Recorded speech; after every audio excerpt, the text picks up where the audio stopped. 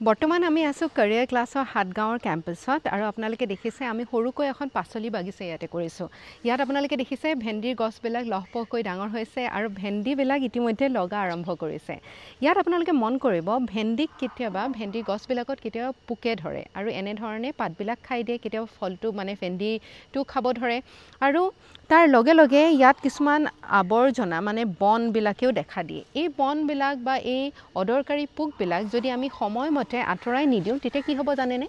এই বনবিলাকৰ পৰা আমাৰ এই ভেন্দি গছৰ সাৰ পানী এই বনবিলাকে কাঢ়ি লৈ যাব বা পোক পৰুৱাবিলাকে ইয়াৰ যেটো সাৰ আছে বা ইয়াৰ যেটো পুষ্টিকৰ মানে বস্তু আছে সেইখিনি কাঢ়ি লৈ যাব ঠিক তেনে ধৰণে আমি আমাৰ জীৱনতো লক্ষ্য কৰা উচিত যে যিসমূহ লোকে আমাৰ সুখ শান্তি আমাৰ জীৱনৰ পৰা কাঢ়ি লৈ যায় তেনেবোৰ লোকৰ পৰা আমি নিজকে আঁতৰাই অনাটো খুবেই বেছি প্ৰয়োজন অন্যথা আমাৰ সুখ আমাৰ সমৃদ্ধি এই সকলোখিনি এই সকল লোকে কাঢ়ি লৈ যাব পৰাৰ ক্ষমতা থাকে আৰু